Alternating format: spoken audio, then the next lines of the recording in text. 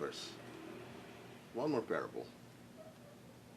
This parable, I didn't make it up. It's a parable, you can hear it on a channel called uh, Battle Born Again.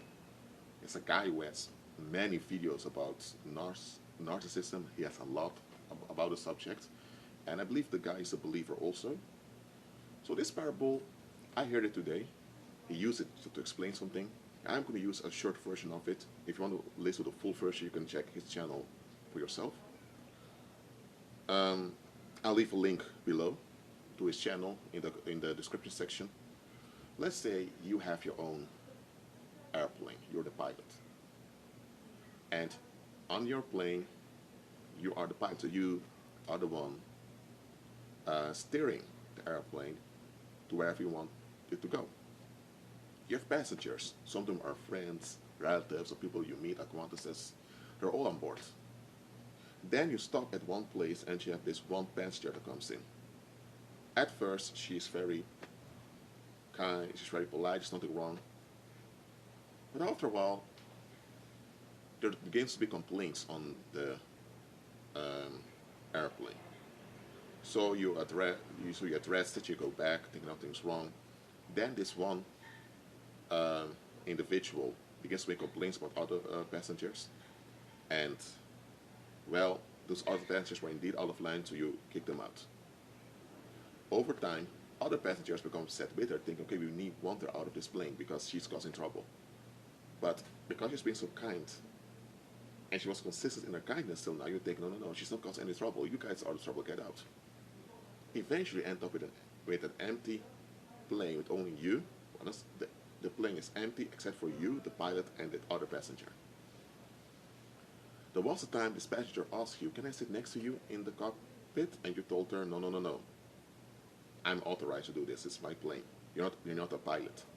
So she went back. That was it. But this time that it's only you and her, you think, you know what? Everyone is off the plane anyway, and it's a bit lonely there. Let her come and sit next to me while I'm flying this plane.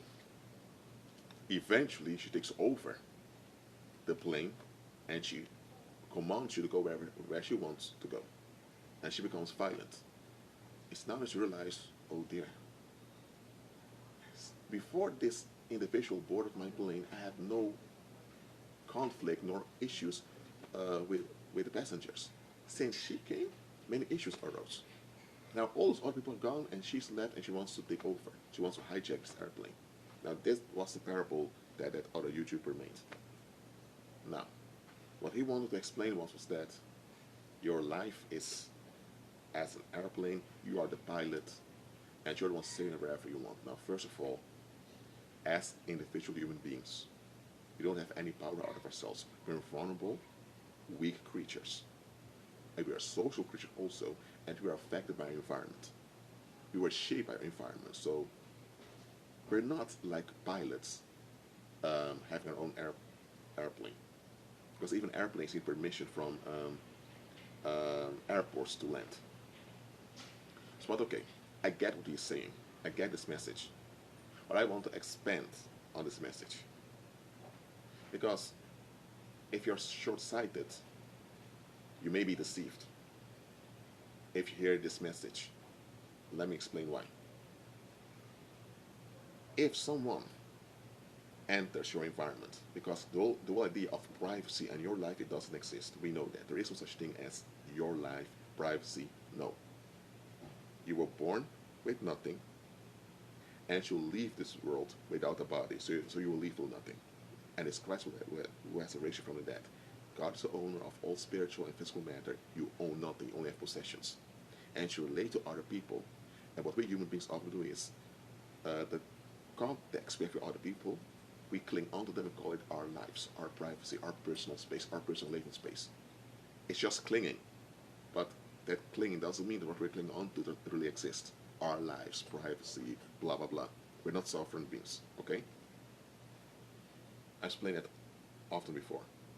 But if you think that you have this thing called personal space, private lives, whatever, now you will filter people based on whether they making things comfortable for you or not. So your focus narrows down. So you develop a black and white thinking. So if you have people around you and you're at ease with them, and you meet this new individual, and since you've met this new individual, you have issues with all those other people that you were involved with, sometimes for years, it's easier to think, oh, something must be wrong with this new individual that walked in. I need to kick this individual out. But hold on, it can be that this new individual comes in with all kinds of demonic baggage, causing trouble. That may be true, but it can also be the other way around. What if the people you were involved with were holding you back? What if they were persisting negativity and that was sabotaging you? And yet this new individual walked in who sees clearly what's going on, and this individual even intervenes on your behalf. And now, because the individual intervenes with prayer or with something else, now all the people that used to sabotage you and be at ease with it, now they all have issues. And they have issues against this new individual. You know why? Because this new individual opens your eyes for what they were doing to you all the time. And they need you to be ignorant so they can continue to sabotage you to be at ease. Because the moment you become alert and you challenge them, they have nowhere to go.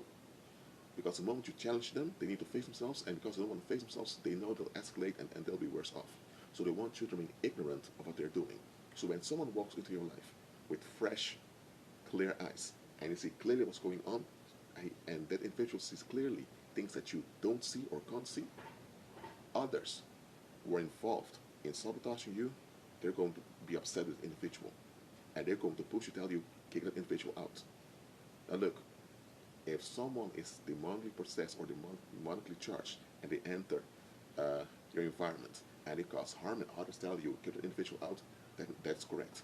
But if someone walks in and they just see through the darkness and they challenge the darkness, now everyone turns on them, then you need to be aware that you see those people for who they really are.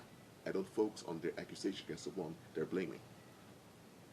But if you see yourself as this pilot of your life, something that doesn't exist, then the only thing you'll look at is okay, this individual walked in, did they bring comfort or did they bring trouble? If they brought comfort, you would welcome them. If they didn't add to the comfort, you would kick them out. But here's the thing, when Christ often entered a place, there was resistance against him. But it's God that came in. The Savior came in, but he was resisted. So if you operate on this false notion of privacy and private lives, you would kick out people that God sends to you to rescue you.